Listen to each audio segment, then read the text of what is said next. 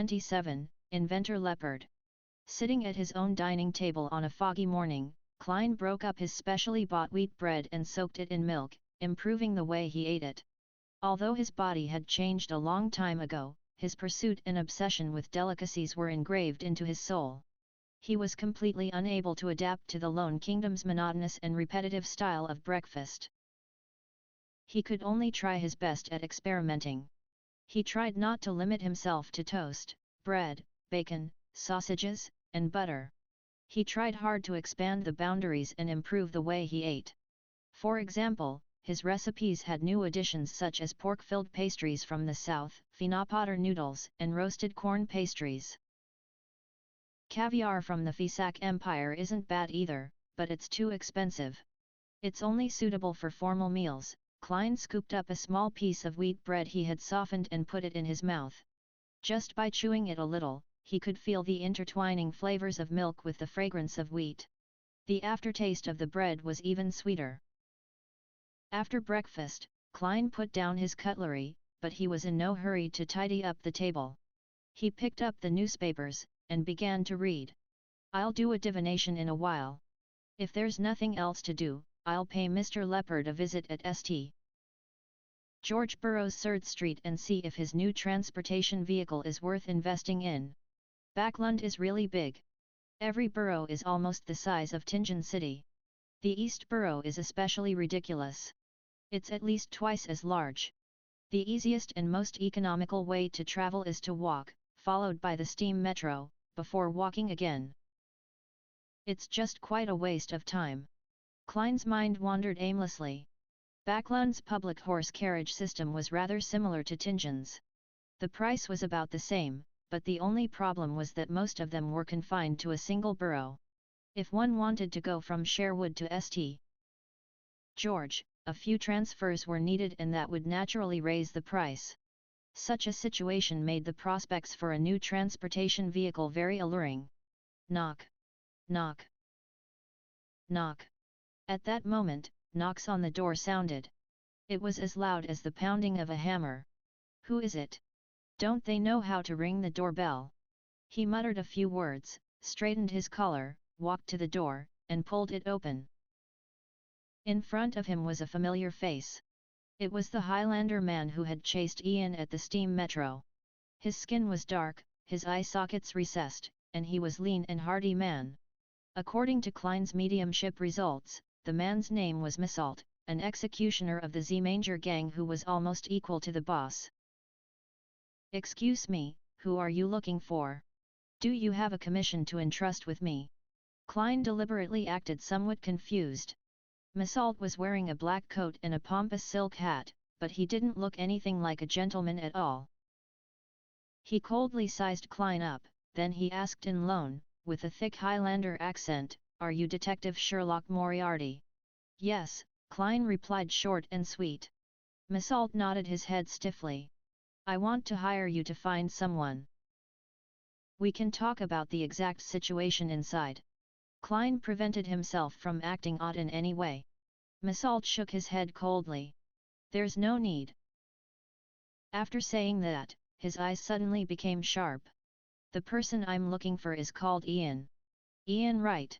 He has a pair of bright red eyes, maybe 15 or 16. He likes to wear a brown, old coat and a round hat of the same color. I believe you know him." Klein let out a soft chuckle. "I don't know what you're talking about." Misalt seemed to ignore Klein's denial. "He's a thief who has stolen an important item from me. If you can find him, you'll be paid at least £10. You've provided too few clues." Klein made up an excuse. £30. Misalt made a new offer.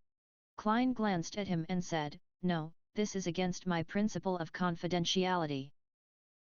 £50, Misalt replied coldly. "I'm sorry, I cannot accept the mission." Klein was startled for 2 seconds, but in the end, he still chose to reject the request. Misalt studied him slowly for a few seconds as his eyes slowly turned cold and fierce. He didn't offer a new price, nor did he politely bid farewell. He turned around abruptly and walked quickly to the end of the street. This gang has pretty good intelligence. They actually know that Ian had come to me once.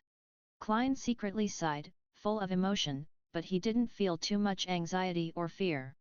After all, I'm someone who once directly faced the son of an evil god, although it was separated by a belly. As he thought about it, his smile suddenly became brilliant. He began flipping a coin to decide whether or not he was going out today. The answer was positive. St. George Borough, Surrey Street.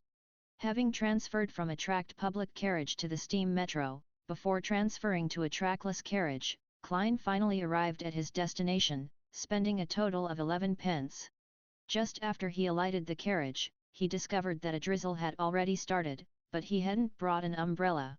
According to the newspapers and magazines, this is a daily occurrence in Backlund. The reason why hats are popular is that ladies and gentlemen don't carry umbrellas all the time. Klein pressed down on his half-top hat and briskly ran outside Unit 9 and used the eaves to shield himself from the rain. He brushed off the obvious water droplets from his body and rang the doorbell. However, he didn't hear any cuckoo sounds or tinkling sounds. Is the doorbell broken? Klein was just about to raise his hand to knock when he suddenly saw footsteps approaching from afar. The image of the person naturally appeared in his mind. It was a tall, thin man with black hair and blue eyes. He was in his 30s and was dressed in grayish-blue worker attire, but he appeared gentle and refined. Creak. The door opened. The gentleman rubbed his forehead and asked, "May I know who you are looking for?" "Is there something?" Klein took off his hat and bowed slightly. "I'm here to find Mr. Leopard. I'm interested in his new transportation vehicle." The gentleman's eyes suddenly lit up. "I'm Leopard. Come in, please." He turned to the side and allowed Klein entry. However, there was no coat rack in the foyer. Klein could only lean his cane and not take off his coat. He followed Leopard into the living room. It had to be said that the gentleman's house was very messy. On the coffee table in the living room alone were many mechanical objects, such as wrenches, bearings and screwdrivers. "How much do you wish to invest?" "Ah, right. Would you like some coffee or black tea?" It seems I'm out of black tea," Leopard blurted out. This gentleman is a bit straightforward, and doesn't seem to be very good at interpersonal relationships. A thought flashed through Klein's mind, and he changed the words he planned on saying. He went straight to the point, "I've to see your new transportation vehicle before I make a decision. I can't make any promises without understanding anything." As he spoke, he looked around and saw a triangular sacred emblem hanging on the wall. That was the symbol of the god of steam and machinery. The solid triangle was filled with symbols such as steam, gears, and levers. Leopard wasn't irritated by Klein's straightforwardness. He immediately said, "I'll show you." As soon as he said that, he slapped his head. "I almost forgot, we have to sign a non-disclosure agreement to ensure that you don't steal my invention." "Mr. Leopard, you don't have a very good memory either." Klein smiled and said, "That wouldn't be an issue." After signing the simple contract, Leopard led Klein into a room that seemed like an activity room. He had knocked through the neighboring guest room and basement, making it much wider and spacious. The ground was littered with components, and a rough object, that was half the height of a man, that resembled a carriage stood in the center. In addition to that, the line of the doorbell was connected there and was cleverly constructed.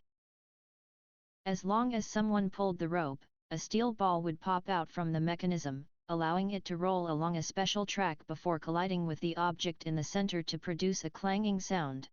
The sound certainly wasn't too loud, but it was enough to rouse Leopard, who was engrossed in machinery. "Is that the new form of transportation you invented?" Klein pointed to the crude object in the middle of the room. "Yes, I invented it based on Emperor Rosel's imagination," he replied with a fervent look in his eyes. "Emperor Rosel's imagination?" Klein asked in surprise. Leopard explained in a tone of adoration, "Emperor Rosel left behind a number of manuscripts in which he drew his vision of the machines of the future. He was an outstanding genius, no a master. Many things have already been turned into reality. This manuscript is kept in the Church of the God of Steam and Machinery. There's no way for non-pious believers to borrow them. Emperor, are you still leaving no stones unturned for others? Klein's mouth twitched, almost unable to maintain his smile. Describe it in detail. He changed the subject. Leopard led Klein to the crude metallic object and opened the door. This is a transportation tool that doesn't need a horse. The driver sits in the front left seat, continuously stepping on the pedals. Through the levers and a chain connects to the four wheels, allowing the vehicle to roll forward. And on the wheels, I used inflated rubber which can make the journey smooth. So it's a human-powered car? Klein couldn't help but lampoon. He said with some deliberation, with such a huge carriage, and at least 4 passengers, it would be impossible to travel that far just by relying on human strength alone. That's exactly my next goal, to reduce the weight and expand the lever a few times. However, my financial situation isn't at its best. I can't fund any more attempts. Leopard looked hopefully at Klein. Why not consider other methods? Such as using steam as the driving force. Klein slowly organized his words. Leopard shook his head. There have been people who have invented that, but it has a very huge body, making it difficult to drive it along many streets. That was exactly what Klein was waiting for. Then, why don't you just do something simpler? For example, have only 2 wheels with only one person without an outer shell. You mean something like a bike? Leopard asked in thought. Roselle's manuscript has that? Klein nodded heavily. Yes. Those bikes which other people have invented aren't very practical. Simplifying this, seems like it might work. It will really seem different. But, who would buy it? Leopard said to himself. Klein didn't hesitate to provide him with a direction. The postman, the working class who have a bit of savings, the businessman who doesn't need to look respectable while hoping to save money. There are many of them in Backlund. Leopard thought for a moment, then nodded slightly. I can try, but I don't have the money for spare parts. I'll invest 100 gold pounds. In addition to my suggestion just now, I'll take a total of, Klein hesitated to say 10% of the shares. 15% was better. After all, £100 was, strictly speaking, not much. You can have 35% of the shares. But that's only limited to the bike concept you described. Leopard spoke out first, afraid that Klein would make an unreasonable request. Deal. Klein immediately laughed. We'll first draw up a simple contract and settle this matter. Afterwards, I'll find a lawyer to make a formal contract and add some detailed terms. For example, if there's anyone else who wants to invest, they must first get my consent. No problem, Leopard replied impatiently. All he wanted was to buy his spare parts as soon as possible. In the gloominess brought about by the drizzle, Klein returned to Sherwood Burrows Minsk Street. He entered the house and went straight to the bathroom on the first floor and resolved the problem of his bloated stomach. Splash! As the water echoed, Klein bent down to wash his hands. At that moment, an image appeared in his mind. The mirror in front of the sink reflected his lowered head, dim surroundings, and a pair of eyes to his side. A pair of eyes. Chapter 228, The Mastermind. Almost instinctively, Klein bent his knees and rolled sideways toward the bathroom door. Sue! A small black feathered arrow stabbed into the wash basin. The arrow seemed to be made of bone and suffused a blue luster. It was extremely beautiful. If Klein had hesitated in any way, he definitely wouldn't have been able to escape this sudden attack. After rolling for a moment, Klein reached into his pocket and attempted to pull out a few tarot cards. But at that moment, he felt a gust of wind engulf him. Through the corner of his eyes, he saw a black figure quickly closing in on him at high speeds. It appeared in front of him in an extraordinary pose, as he tightened his foot and kicked out from bottom to top. Realizing that he couldn't avoid the attack, Klein quickly gave up on his previous intentions and used his elbow to block the attack.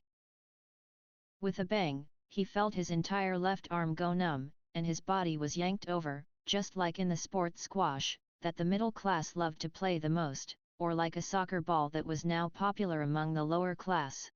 What immense strength! Klein's heart tightened. Without being flustered, he adjusted his body in midair and changed his posture, barely maintaining his balance as if he was performing acrobatics. Pa! Pa! Pa! At this moment, a tree bark-colored blowpipe had just landed on the floor of the bathroom and bounced behind the door, at a declining speed. Just as Klein was about to stretch out his body to firmly stand and face the follow-up attack, a scene suddenly flashed in his mind. The speed of the enemy in black far exceeded his expectations, arriving even faster than he had expected. He lowered his body and swung his arm, striking him in the chest. In the blink of an eye, Klein's body bent over, spinning half a circle more, like a small ball that kept falling and kept being thrown around. Pow!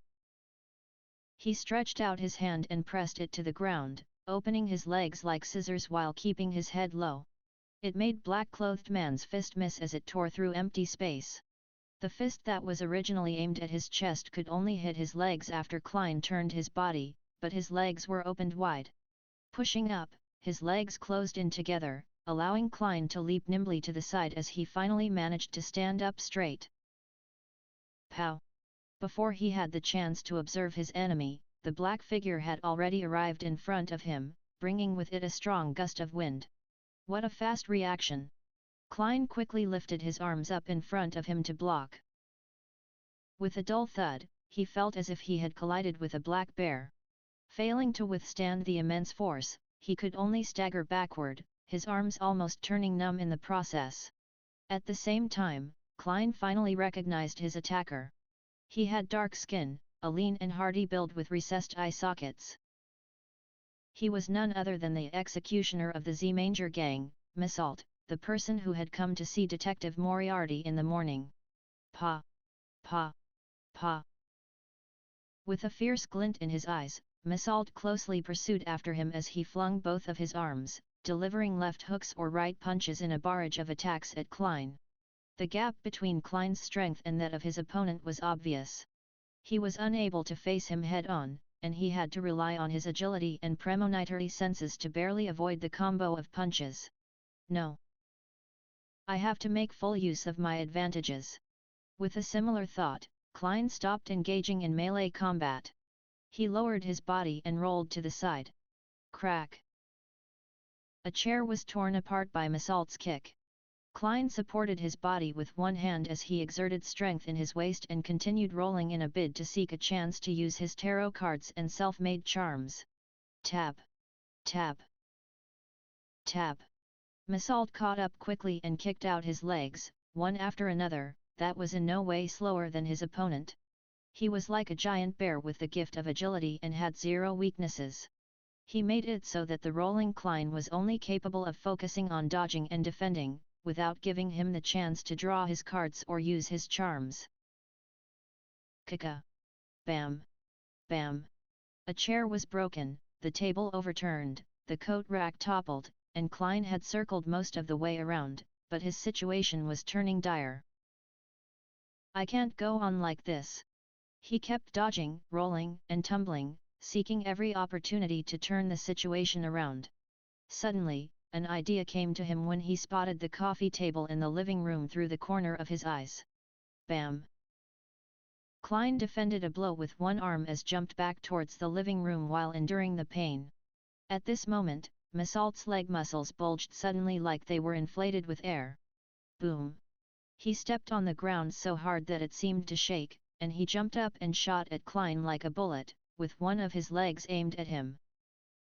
Klein barely managed to hold on for a moment before being sent flying again, crashing through the coffee table with a clang, sending the ceramic tea set flying towards the cupboard, scattering the round fountain pens, the contract template, and the various newspapers on the floor.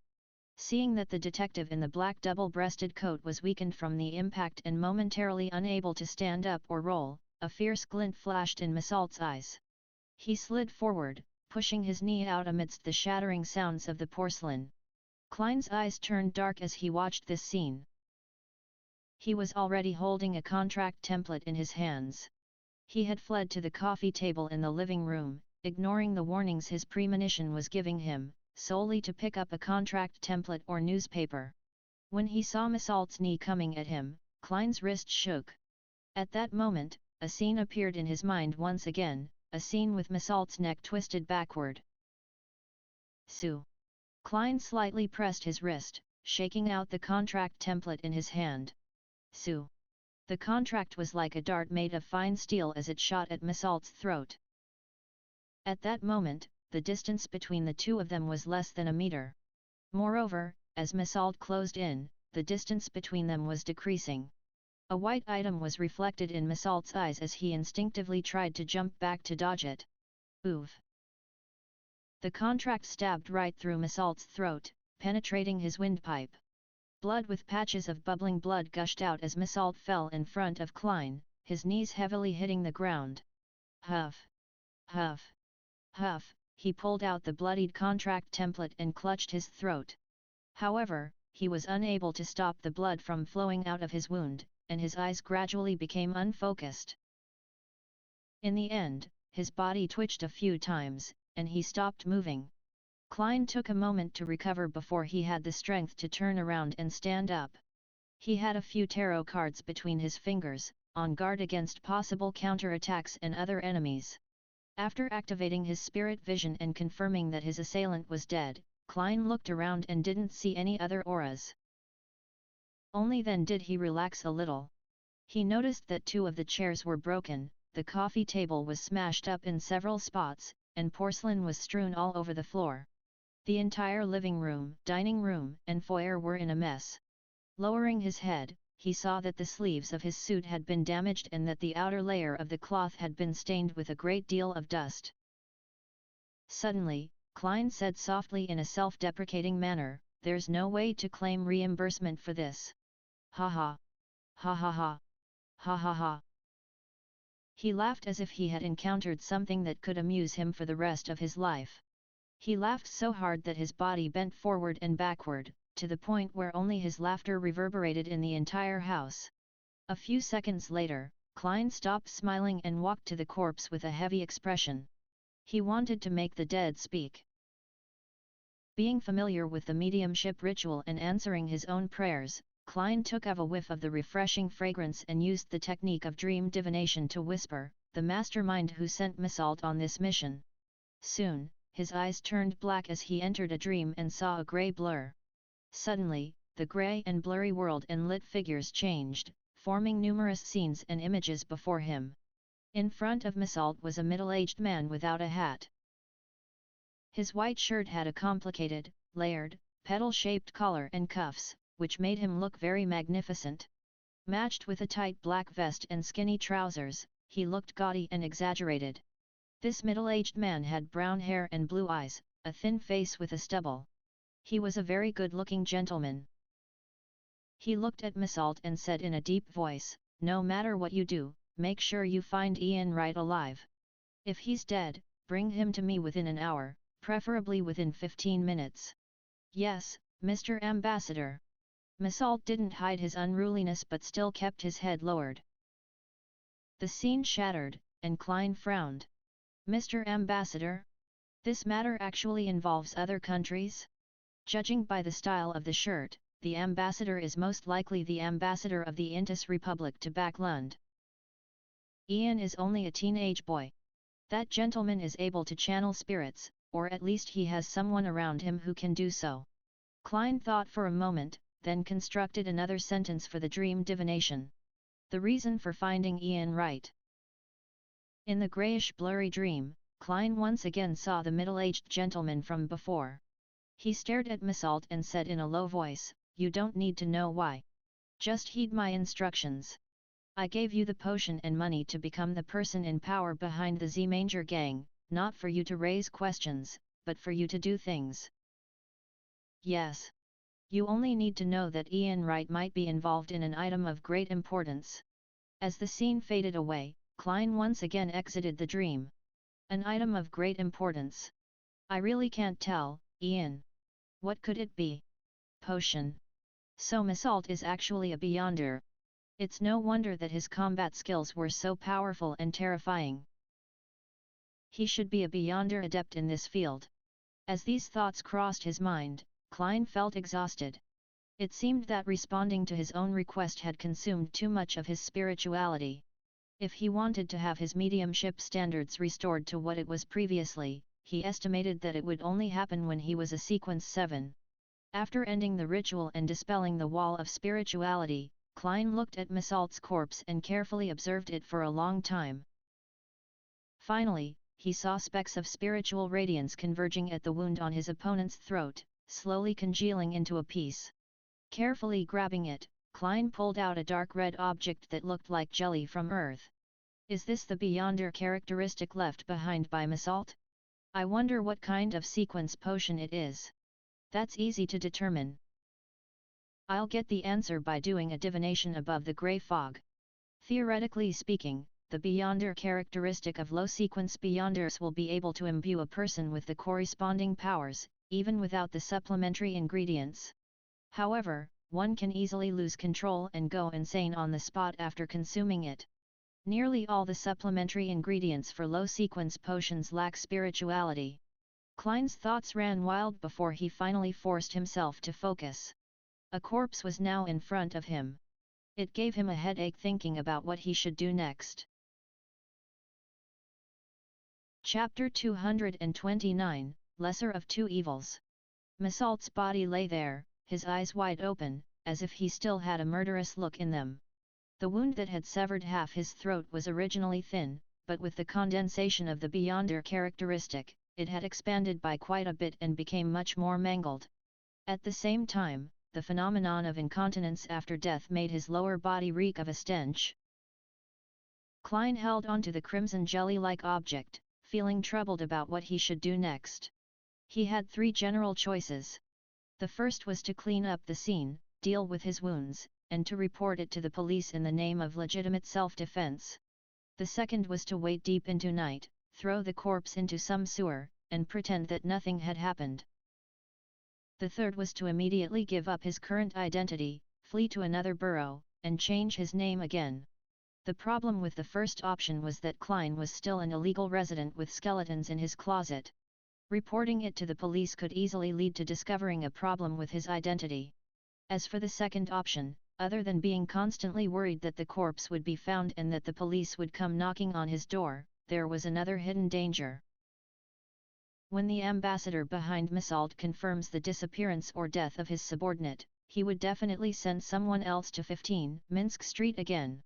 When that happens, Klein would be facing perhaps a Sequence 7 or Sequence 6 enemy. He was facing a faction that might very well be a country, a powerful country.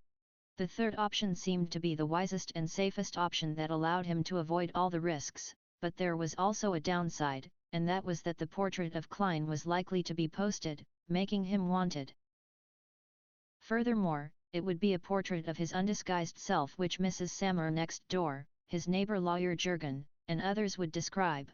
Once the wanted notice was published in the corresponding newspapers, even if it was limited to the greater Backlund area, Klein would very likely be recognized by Daly and the other Nighthawks. That would make the problem become even more troublesome. As this matter involved Inseng well and sealed artifact 0-08, it was highly likely that he would be pursued by an expert at the level of a high-ranking deacon. Of course, the third option had a separate branch which was, of course, to hide the body and dump the evidence into the sewers, and then try to escape. However, there was also the risk of becoming wanted when the ambassador couldn't find Klein. He could order the members of the Z-Manger gang to call the police and use the official forces of Backlund to search, and if he could track Klein down, that would be the same as the second option. After thinking about it, Klein quickly came to a decision: divination. Of course, he was inclined towards a particular option already, the lesser of two evils. The first option was relatively less risky, and it allowed him to take the initiative to a certain extent. Through exposure, he could attract the attention of the official factions and suppress the ambassador's subsequent actions from being too maniacal. He took out a piece of paper and wrote a divination statement. After that, Klein took out a spirit pendulum from his left wrist, causing the topaz pendant to naturally hang down over the surface of the paper. I should make a police report. I should make a police report. After he finished his silent incantation, he saw the spirit pendulum rotating clockwise with weak amplitudes and a relatively high frequency. This indicated a positive response. After divining the other two choices in turn and obtaining a negative answer from both of them, Klein no longer hesitated and began to deal with the scene. He put on a pair of black gloves and began to search the corpse. He found a sharp dagger, a small stack of cash, a pack of cigarettes, a lighter, and some miscellaneous items. Klein put the rest of the items back in place, took off his gloves, held the dagger in his hand, and stabbed it into Missalt's throat wound, destroying its original shape. Then, he wore his gloves and let Missalt grab the dagger. After doing all of this, Klein gathered together the Missalt's Beyonder characteristic, the self-made charms, the tarot cards, the blood-stained contract, the paper on which the divination was written, and the various materials he carried around with him, and put them in a paper bag. Then, he summoned himself in a ritual and transformed into a special spirit. Carrying Azek's copper whistle, he felt himself become stronger and more corporeal. Klein picked up the paper bag, ended the summoning, and returned to the world above the grey fog. He placed the items from reality behind the fool's high-backed chair for the time being, leaving Azek's copper whistle as well. Then he relaxed himself as he stimulated the sensation of descending rapidly and re-entered his own body. The reason why Klein didn't burn the blood-stained contract and the piece of paper on which he had written the divination statement was because he was afraid that after the report was sent to the police, the matter would be transferred to a special department, and a powerful Beyonder would engage in divination pertaining to the situation. However, with the grey fog's interference, even if the eternal blazing sun were to personally descend, he wouldn't be able to obtain a productive answer. This was also the reason why Klein placed his weekly review and summary above the grey fog after his spirituality was greatly enhanced after advancing to sequence 8. Right now, he couldn't afford to take on more suspicion and deeper investigations. After removing the wall of spirituality, the wind that suddenly stirred blew away the remaining smell of the ritualistic materials. The items related to the domain of mysticism and beyonders that were left behind on Klein's body and in the entire house were the candles that were silently burning in front of him. But this time, he chose ordinary candles. Since he was praying and summoning himself, there was no need to be so meticulous. And in a family, having candles was a very normal thing that matched the era, even if he was the only bachelor in the family. After extinguishing the candles and returning them to their original spot, Klein took out his golden pocket watch, snapped it open, and estimated the number of minutes since Missalt's death and added the minimum amount of time it would take for the police to send people to investigate and report back. He wanted to ensure that even if a Beyonder came to investigate, an hour would have passed since Missalt's death. In mysticism and in the domain of spirit channeling, this was an important time point. Beyond it, the information available was very limited and vague. For example, one could discover, through mediumship, that the person who killed Missalt was Sherlock Moriarty, however, they couldn't get the specifics of the death. As for whether or not his opponents could divine if Beyonders were involved, Klein wasn't worried at all, because the main factors involved, the bloodied template contract, were above the grey fog. Even his premonition and combat abilities would also be obscured as the opponent's divination would definitely point towards the mysterious space above the grey fog, and would certainly suffer from interference. Fortunately, I'm also a professional. It feels like I've really become Moriarty.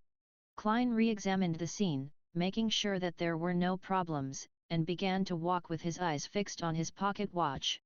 After the estimated time, he put on his gold-rimmed glasses and waited for a few minutes before he opened the door and went out. The sky in Backlund had already gone dark, and the gas lamps on the street lit up the rain. As a middle-class neighborhood, Minsk Street was often patrolled by the police. Klein waited for a while, then spotted the target and went up to meet them. They were two low-ranking constables with only one chevron on their paulette. They held guns, batons, and were holding up an umbrella while looking around. "Officers! A criminal attacked me. Klein shouted with great skill. His unkempt appearance made the two constables place importance on the matter. They each took out their batons and looked warily to the side. "Where's the criminal?" the round-faced, brown-eyed cop asked in a deep voice. Klein pointed to his house. "He sneaked into my home and tried to kill me. In the fight, I accidentally stabbed him to death." "Stabbed him to death?" The two constables exchanged looks and looked at Klein with scrutiny. "Take us there." "All right." Klein acted like he had just survived a disaster as he led the two officers to 15 Minsk Street, took out his key, and opened the door. The two police constables first saw the chaotic scene before noticing the corpse laying on the ground. They noticed the hideous wound on the deceased's throat, and noticed a bloody dagger. "Watch the scene, I'll return to the station and report it to the inspector," another constable said to his round-faced, brown-eyed colleague. "All right." The round-faced, brown-eyed constable cast his gaze on at Klein, his face and body language revealing his wariness and caution.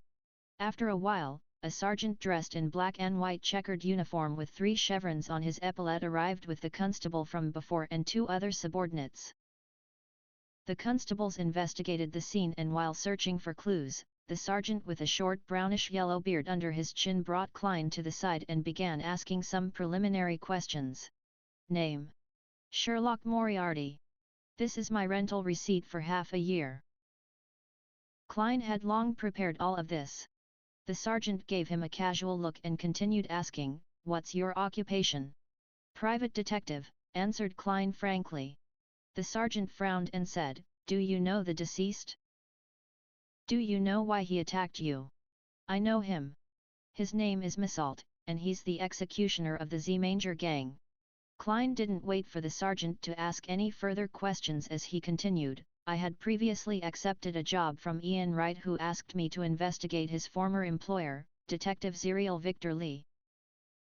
This matter happened to be related to the Z-Manger gang and Misalt. I tailed him and found out that he was secretly meeting a gentleman who appeared to be of significant standing. Misalt addressed him as Mr. Ambassador." After saying that, Klein was unsurprised to see the sergeant's expression change. "Ambassador? Do you know his name?" the sergeant asked in a deep voice.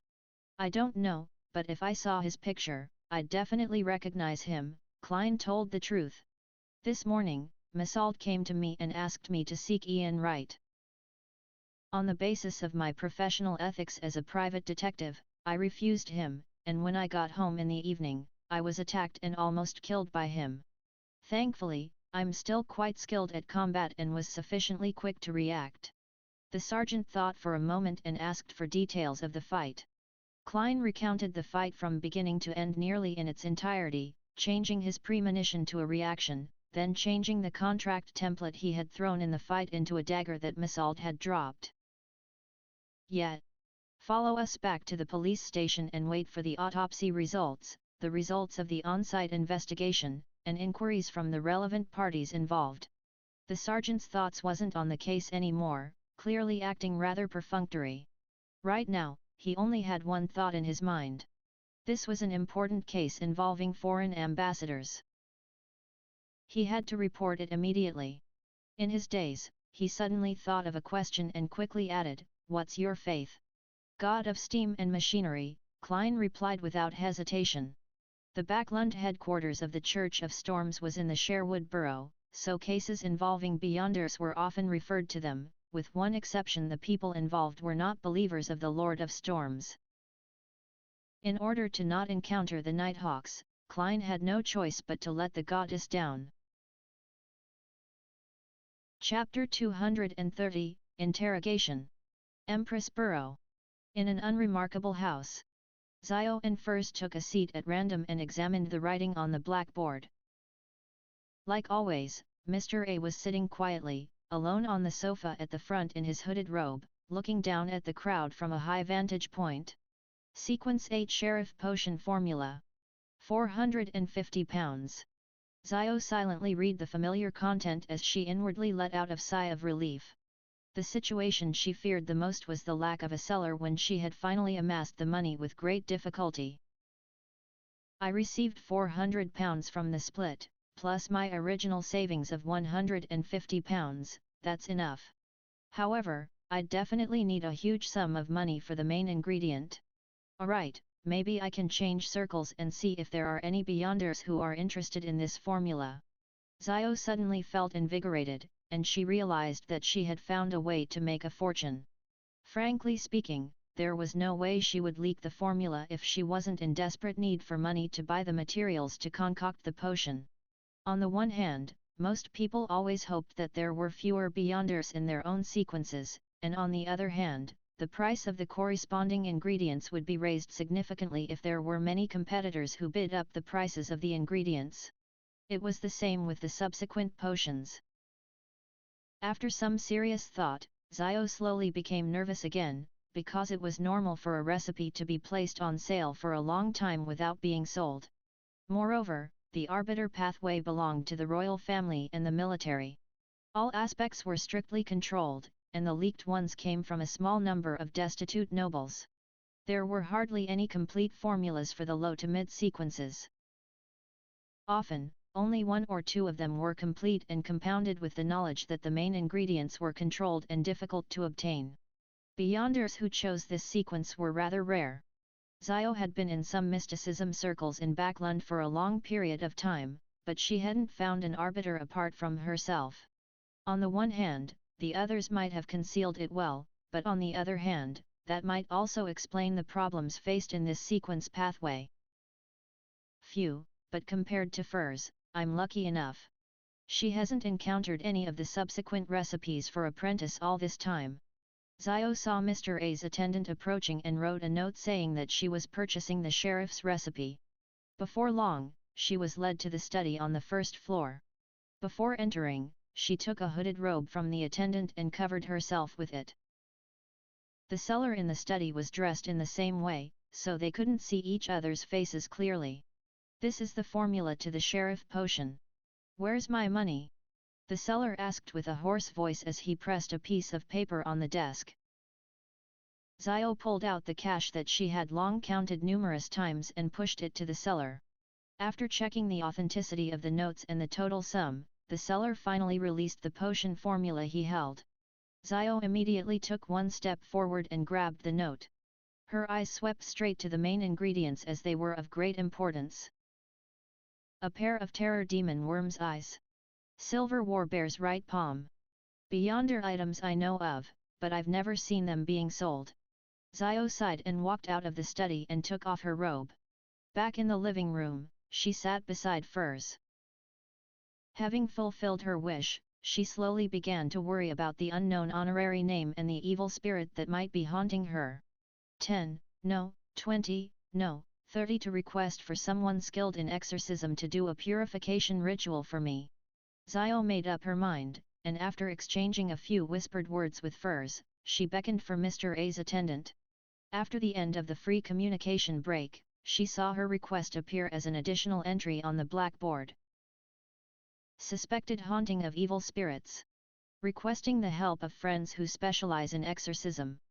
£30. After a while, Mr. A's attendant came to the two of them and quietly invited them to the living room on the first floor. There was a man wearing a white mask inside. He looked at the two people who were wearing loose robes that concealed their genders and chuckled. Let me introduce myself first, so that you won't doubt my ability. No, we trust Mr. A, Xiao, with her hood over her face, said before Furs could open her mouth. She deliberately suppressed her voice to prevent her childish voice from revealing her identity. The man with the white mask spread his hands and laughed. This is my habit, I am a believer of the sun. As you know, this is not common in Backlund, or in the entire kingdom. It is only through moments like this that I can live as my true self. Due to the great conflict between the Church of the Eternal Blazing Sun and the Church of Storms, the former had never been able to obtain the right to proselytize in the Lone Kingdom. A believer of the sun. Furs's languid look instantly vanished. This is the first time I'm seeing a living believer of the sun. It's not like I can meet diplomats of higher standing. Then, should I feel honored? The man in the white mask spread his arms wide and held them up in a gesture of praise for the sun. Instead of answering his question, Furs smiled and said, "In terms of exorcism and purification, the attendant of the sun is a professional. Our hearts are at rest, so we can begin." The man who claimed to be a believer of the sun didn't drone on.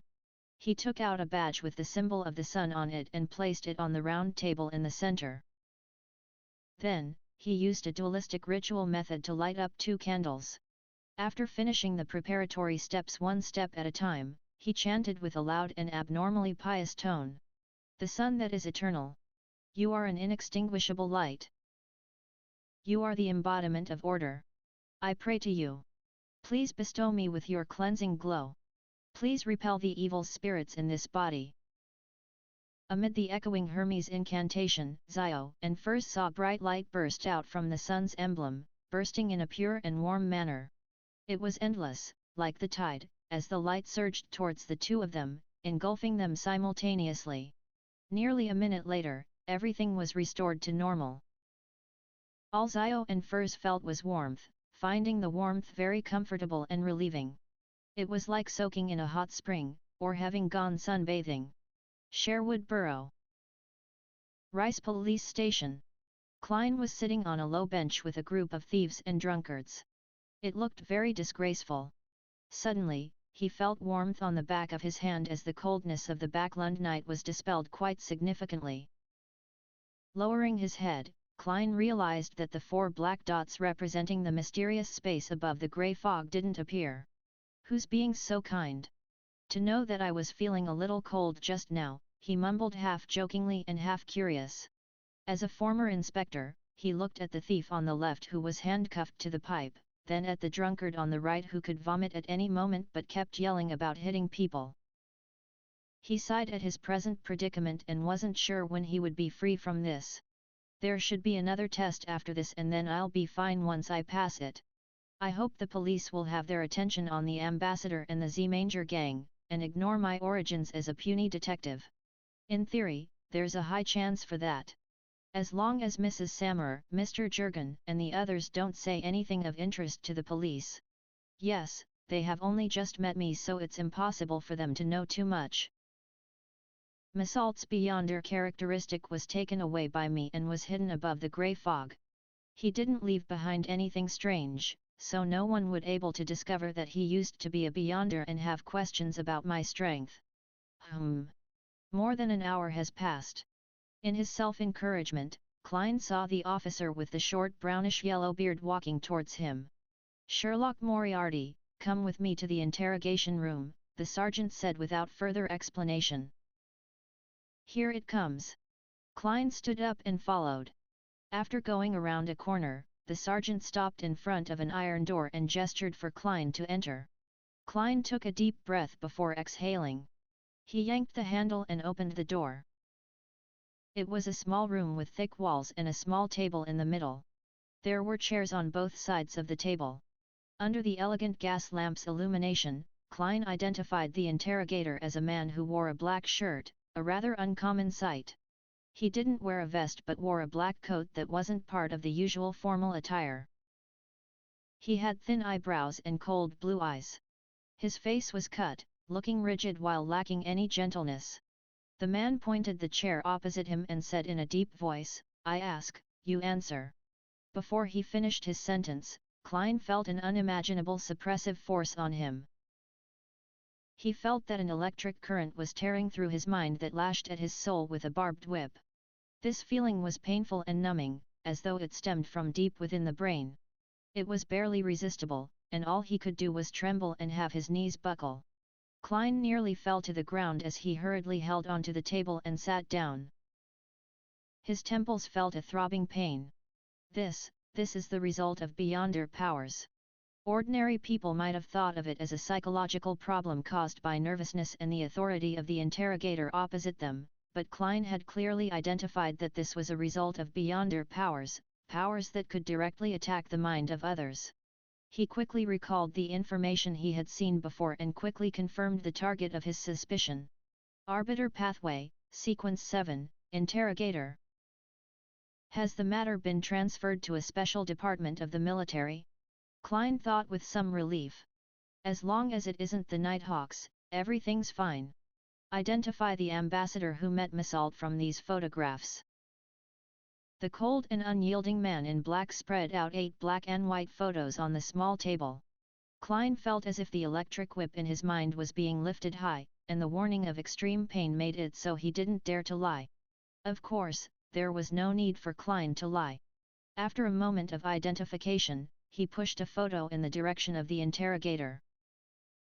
It was a middle-aged gentleman who wore ostentatious clothing and looked rather charming.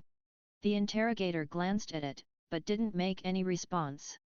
He once again asked, "Were your previous statements the truth?"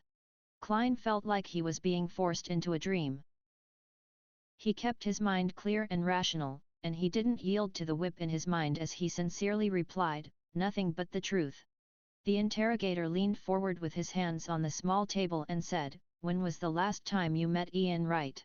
Yesterday morning," Klein said with great difficulty. "I tailed Missault and found the body of Detective Zerial.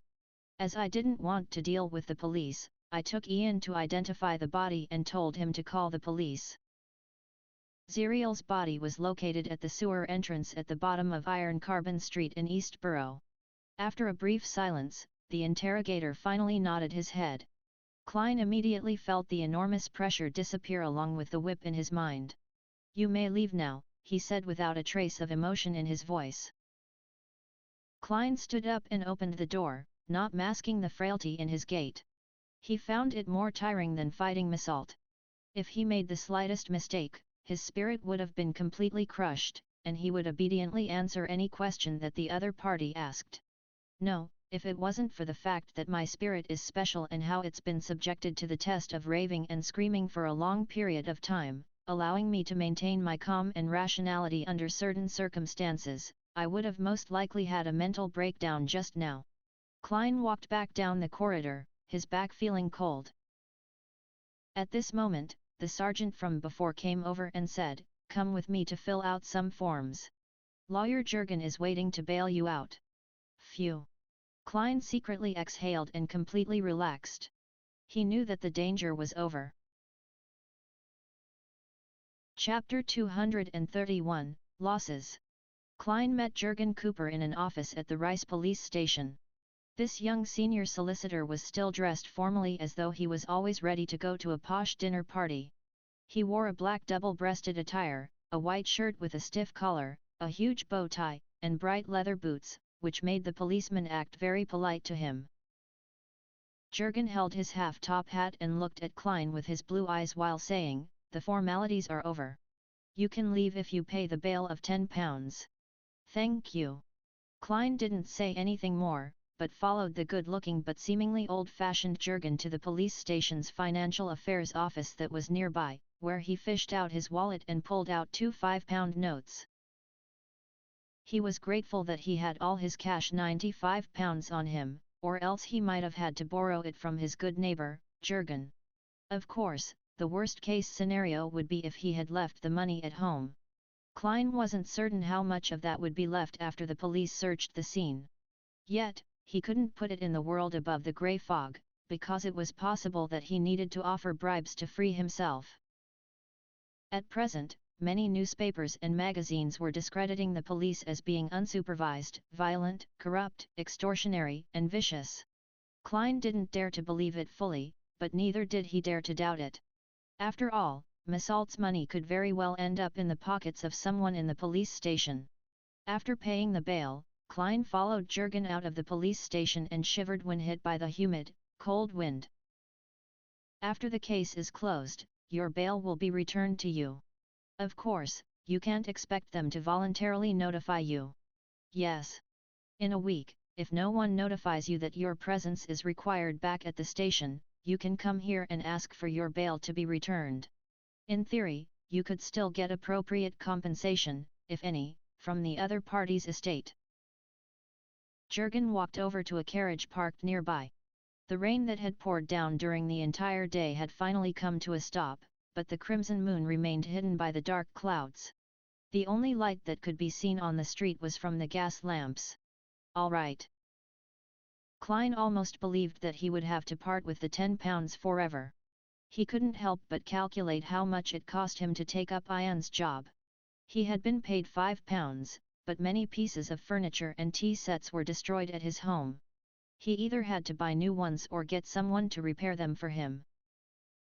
With the materials used, the cost of the carriage, and the cost of mending his clothes, the math seemed to imply that he would be losing money. If I don't manage to get back the £10 worth of bail money, this would be a great loss. Well, the beyonder characteristic left behind by Massault is actually worth quite a bit of money. Klein got into the carriage and frowned slightly.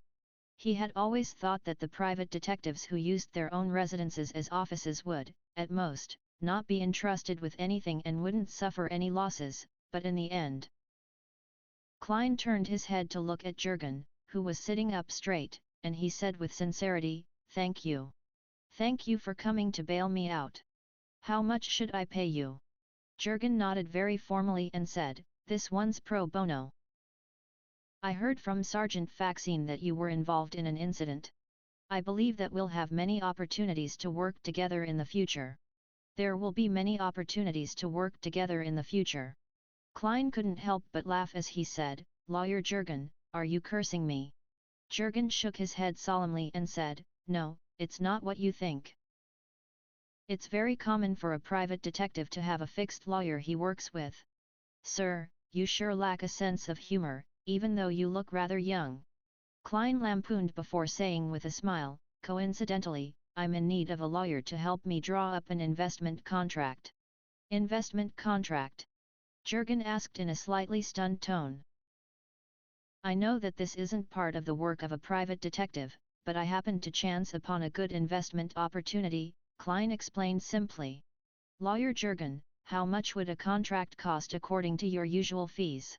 "Generally, it's based on the total amount of the contract and the level of ease," Jürgen answered seriously. "The total amount is £100, the terms needed are," Klein described his needs in detail, including a preemptive right, veto rights, and so on. Jürgen thought hard for a few minutes before saying, £2. "I'll give it to you Monday morning." "All right," Klein said no more regarding the matter. Instead, he began asking Jürgen information about the case that night. On the way back to Minsk Street, Klein took the initiative to pay the carriage's fare of 3 soldi. After bidding farewell to the young but serious lawyer, he walked back to his house. He opened the door and when he saw the messy scene, his heart winced. He never expected that he would start his detective business with a loss.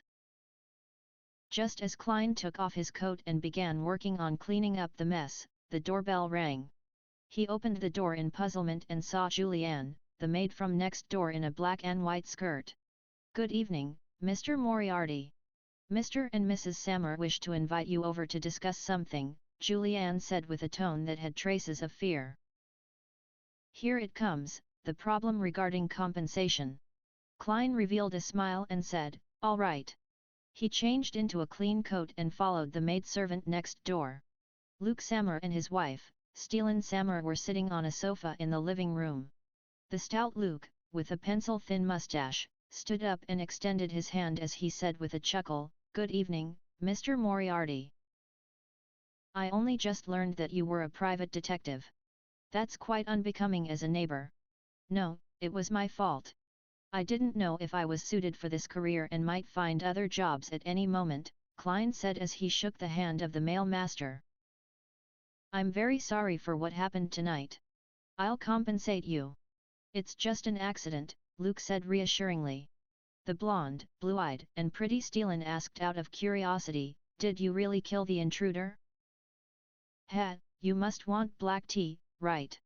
Klein nodded. "Perhaps he was just a thief." He didn't mention that the problem stemmed due to one of his jobs, in order to prevent the Sammer couple from having any unpleasant feelings. "Since the police didn't inform them, there's no need for me to do anything unnecessary," Klein silently added. Luke Sammer laughed and said, "You must possess excellent combat skills. As a neighbor, I feel very safe. Perhaps we will have matters to entrust you in the future." Klein seemingly gave a self-deprecating laugh. "Actually, I was almost killed. Regardless, you were the ultimate victor, Luke said. After chatting about this topic for a while, Steelen picked up a porcelain teacup and took a sip. I'm very curious about how many commissions a private detective receives a week, and how much can they earn. Klein didn't try to hide anything as he laughed. It depends on the situation. Just like when there are good and bad harvests in the farms. I earned £5 and 5 soldi last week. But after last night's incident, I might have made a loss. As if she didn't hear the latter half of his words, she continued, if you can maintain this income, you'll get a pretty good life in Backlund's Sherwood district at £5 a week. There's no need to sublet another room, and you can hire a maid to do odd jobs, listen to a symphony every other week, or go to the theatrical opera once a week. You can play tennis or squash, join a reading salon, and go to a nice restaurant. Of course, if you're already preparing for marriage, you need to save a little money. A weekly salary of £5 is still a little short of being truly decent. Then, what is the required weekly salary to be truly decent? Klein asked. £7, at least. Steelen lifted her chin slightly. Klein turned to Luke and said casually, I heard from your wife that you work at Coim, but I'm not sure what its main business is. Anthracite and charcoal, Luke answered with a smile. It's no wonder you became a member of the Soot Reduction Association. Klein pondered for a moment and said, in Backlund, how big of a salary does a manager receive? It's seldom mentioned in the newspapers and magazines. Haha, it depends on the industry, as well as the actual position's job scope. Backlund Bank's best manager earns £5,000 a year, but for me, it's about £430 to £440 including bonuses, Luke said casually. That's about £8 a week. No wonder. Before Klein could open his mouth, Steelen Samuel grumbled, actually, we could have lived in the suburbs, and I'll have a garden and a lawn. Luke would then be able to have a stable and buy a new carriage and the 2 foals he's been eyeing all this time, but he would waste too much time on his commute to work. That would be even more valuable. A new carriage including horses costs about £100. £8 a week is indeed impressive. Unfortunately, it hasn't been long since I had a pay rise when. Klein could only smile in response. After exchanging a few more pleasantries, he bade farewell and left, sighing to himself in his heart. Mr. and Mrs. Sammer are still considered nice. If I had a mean landlord, I'd have had my deposit deducted and refunded and be asked to get lost after what happened tonight. After returning home, Klein began laboring. He wasn't in a hurry to go above the grey fog to examine the warm current on the back of his hand, nor was he in a hurry to do divination because he was afraid that the military's special department was still keeping tabs on him. He decided to go to the bar which Ian had described tomorrow night to buy a gun so as to deal with people who might assault him recklessly in desperation. Klein even planned to find the means to hire a bodyguard, a powerful Beyonder bodyguard. This was so that first, he could take advantage of the opportunity to contact Beyonder circles without exposing himself, and second, it was because he was also afraid that the ambassador's next assailant would have the ability to hide from the military's special department. Although it was a slightly comical thing for a Sequence 8 Beyonder, a vengeful evil spirit in hiding, to need a bodyguard, as safety was of paramount importance to Klein. If the price is too high, I'll blow the copper whistle for Mr. Azek, which, of course, might be more dangerous.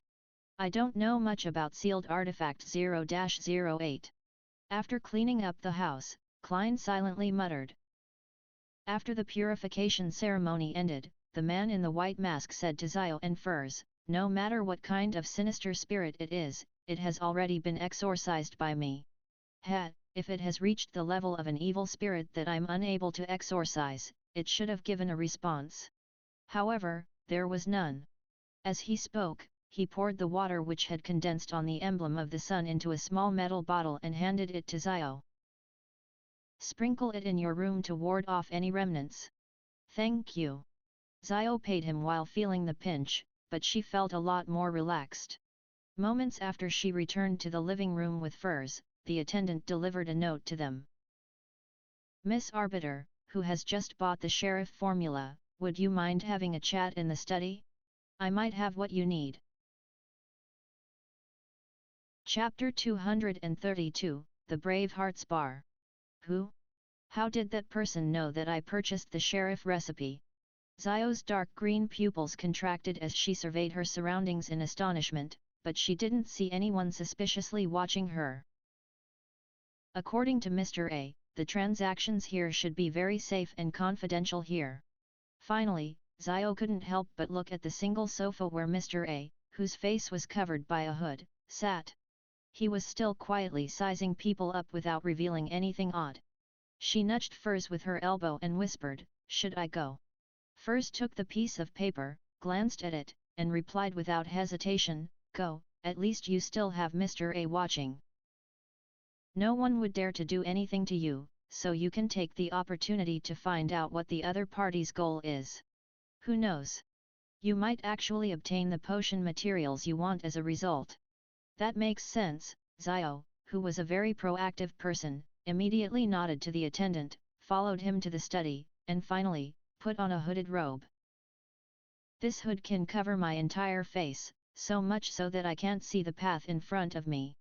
Having worn the hood, Zio opened the door and saw a man dressed in a tuxedo sitting behind a desk. The man wore a golden mask that revealed his eyes, nostrils, mouth, and cheeks, but it was impossible to identify him.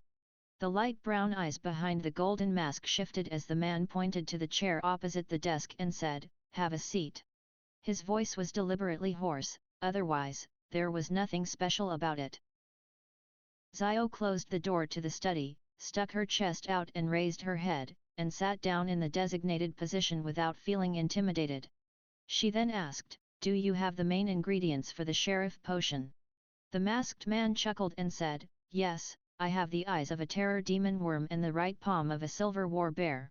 In fact, that sheriff potion formula you bought was sold on my behalf." No wonder.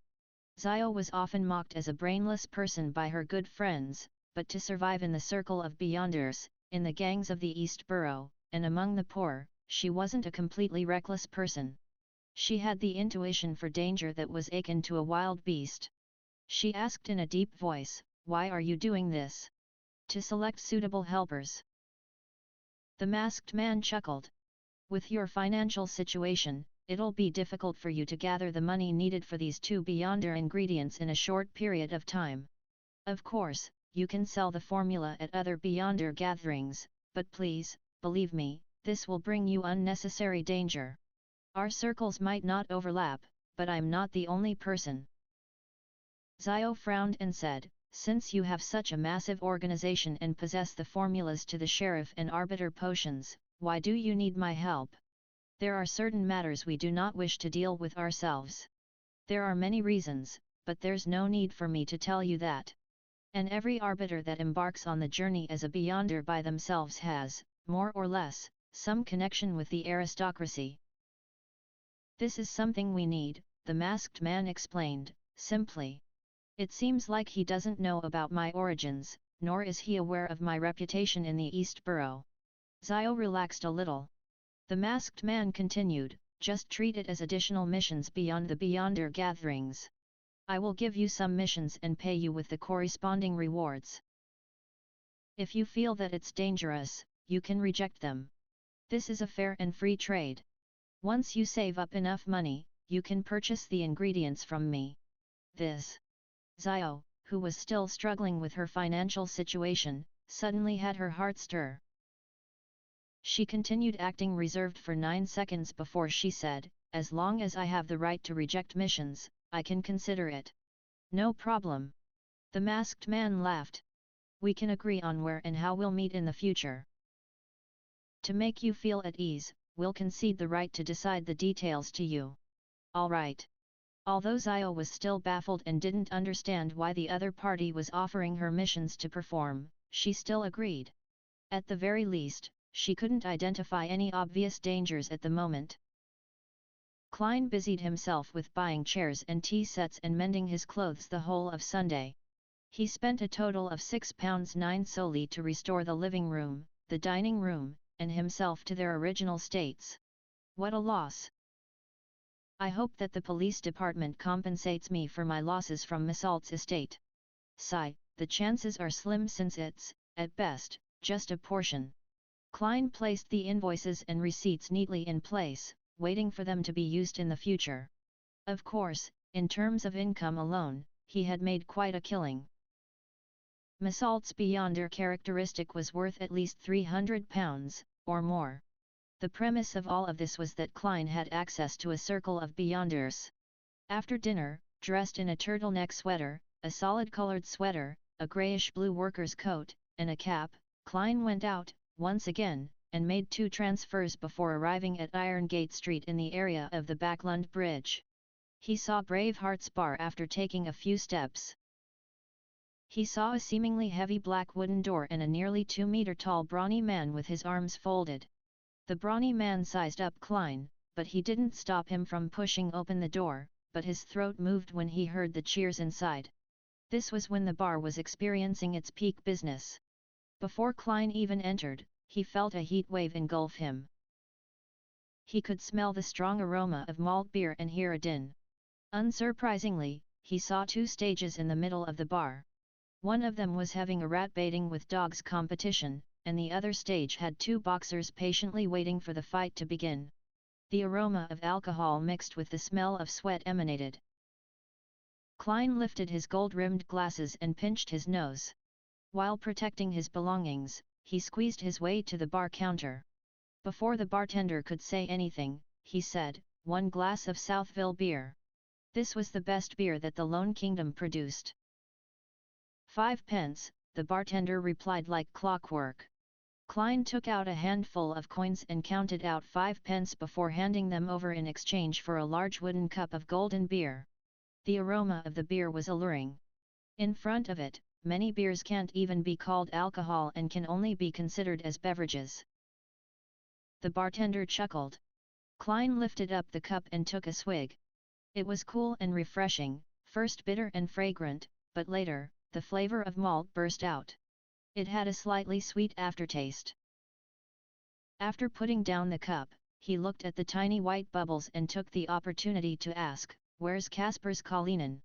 The bartender stopped wiping the glass in his hand as he looked up and observed Klein for a few seconds before pointing to the side. "Billiard room 3. In the spirit of not wasting anything, Klein carried the cup and walked to the 3rd billiard room. With just a light tap, he allowed the door to creak open. The 2 men inside stopped and looked towards the door. "I'm looking for Kasper's Kalinen." Amidst the silence, Klein hurriedly added, "Old geezer introduced me." Upon hearing this, a 50-year-old man with a big nose and a linen shirt said in a deep voice, "Come in." He had a huge, twisted scar running from the corner of his right eye to the side of his mouth, and his nose was a typical brandy nose, one that almost completely red.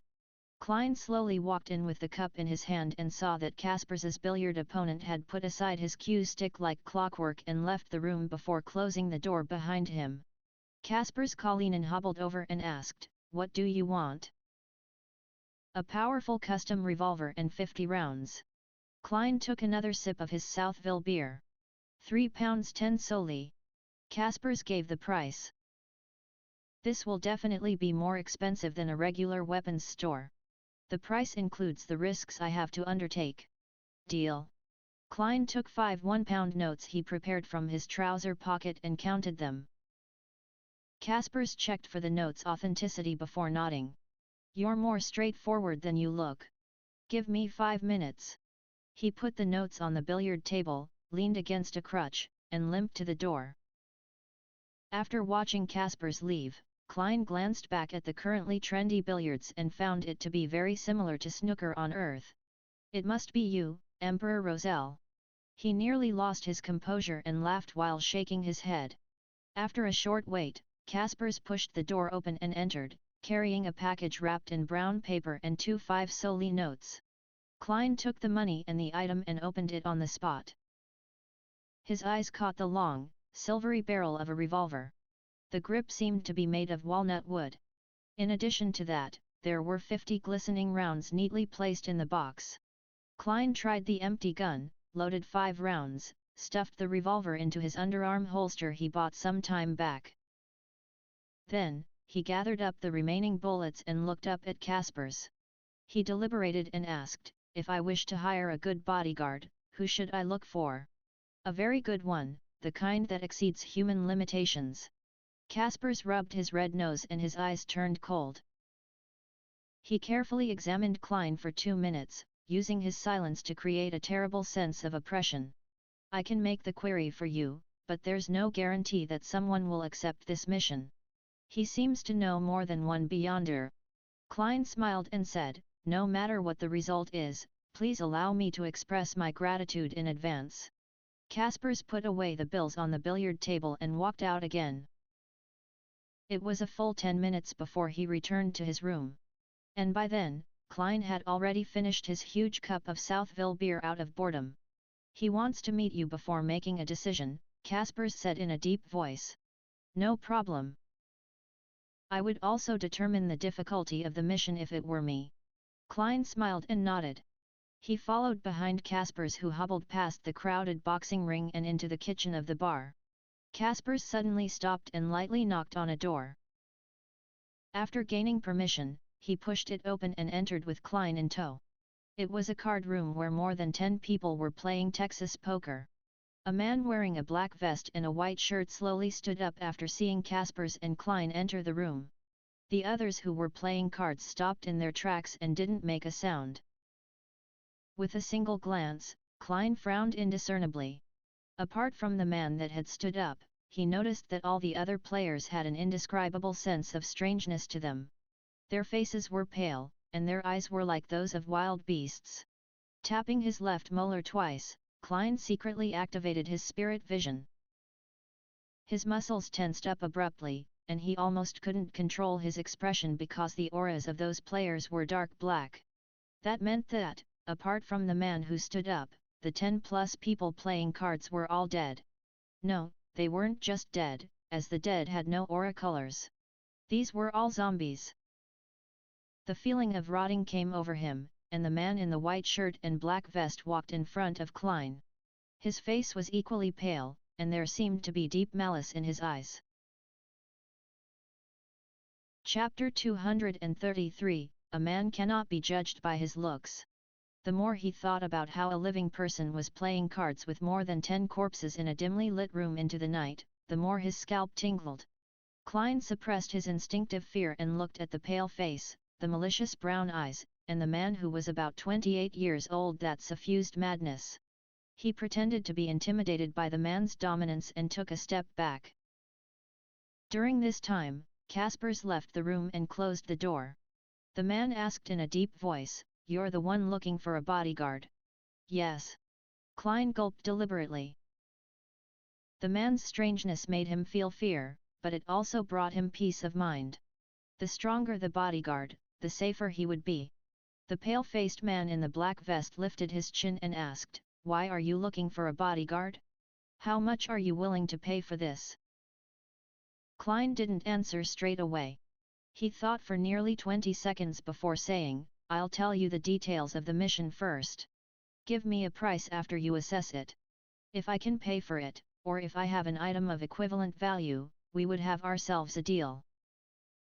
Otherwise, I can only give up and look for someone else." The fierce-looking man didn't say a word. Instead, he nodded as a gesture for Klein to recount his story. Klein deliberately looked at the zombies, treating them as normal card players.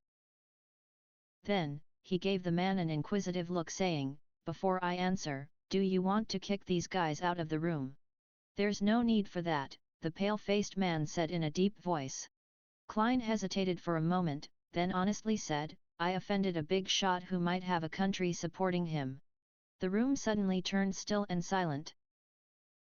The man, who had a hint of madness and malice in his eyes, froze on the spot as if he had turned into a plaster statue. After nearly a minute, he slowly said, "This mission is priceless. Get out." "Ah?"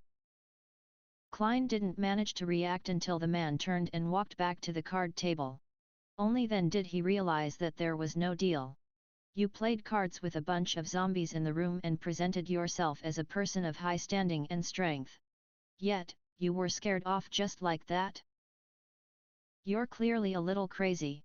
Klein didn't know whether to laugh or cry as he added, "The big shot doesn't have that much freedom in Backlund." The man in the black vest ignored him and sat down again. The zombies began to hand out cards, look at their cards, and throw out chips. Klein exhaled and backed out of the room only to see Kasper's Kalinin. He had been waiting outside with his brandy nose and hideous wound. "We didn't come to an arrangement." Klein threw up his hands. Kaspers didn't show a look of surprise as he pondered for a few seconds before saying, "Did he request too high a price?" "No, he finds the mission too difficult." Klein didn't hide the reason. Kaspers frowned. "Marek is the scariest person I know. He isn't even afraid of bullets, and since he thinks the mission is difficult, I don't think I can help you get in touch with other powerful people." "What a pity." Klein sighed. Kaspers clenched his right fist and struck his left chest. "May the storm be with you." "Then I'm dead." Klein said with a smile as he made the best out of it, "Thank you. You can try asking around for me. I'll pay you a fee." "Yeah. I'll come again tomorrow night." After receiving a positive answer, he left the Brave Hearts bar feeling slightly melancholic. He didn't even have the interest to play a game of billiards. Was I being too honest? If I described the mission in a way that sounded simpler, Marek would have agreed. I just wonder how much money he would ask for. Sigh, it's not my style to let someone else face the danger for me through deceit. As a Beyonder, if I constantly go against my heart's true thoughts and my own principles, then I probably won't be far from losing control. Feeling mixed emotions, Klein changed carriages and returned to Minsk Street.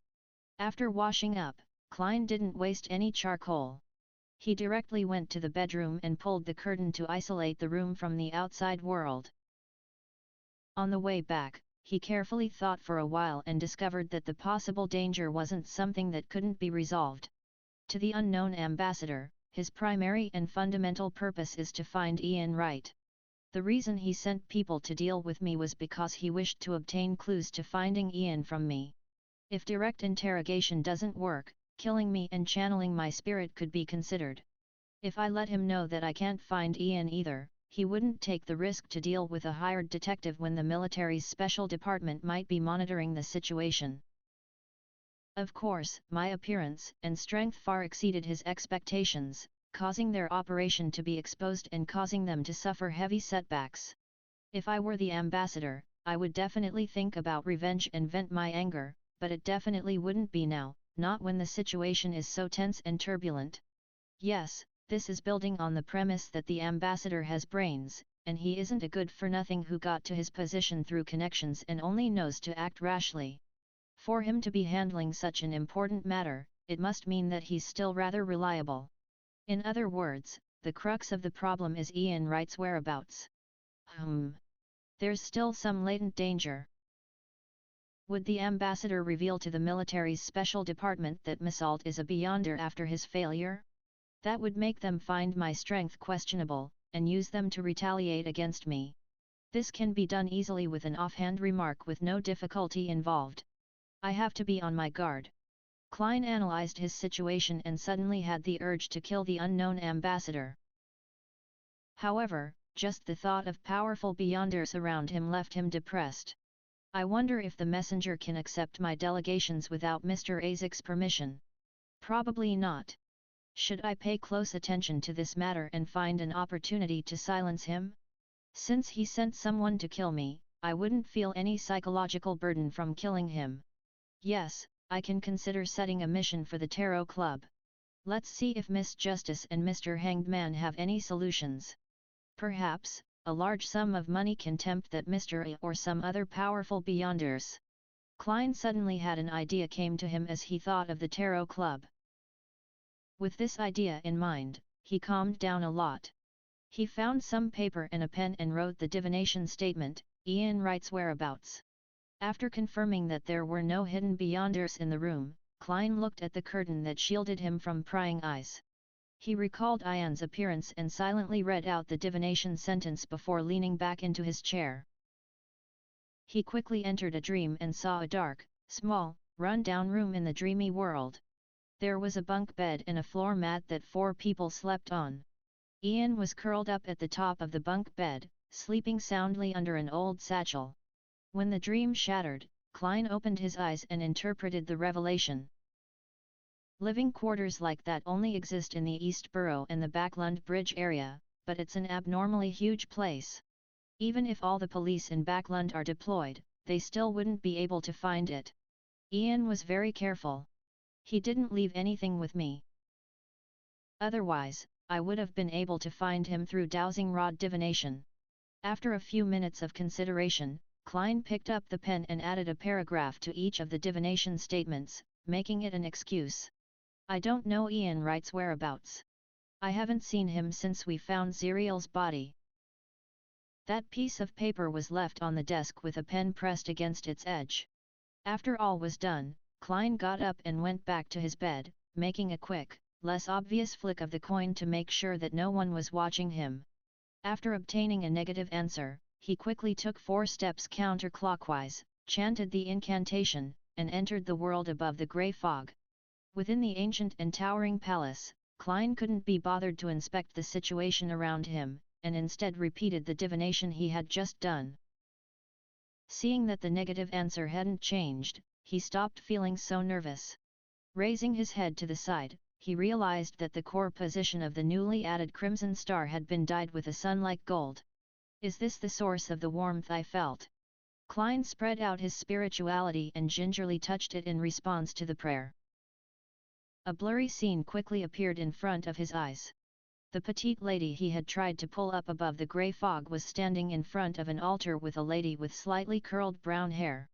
A man wearing a white mask softly chanted the honorary name of the eternal blazing sun, creating a warm and pure light.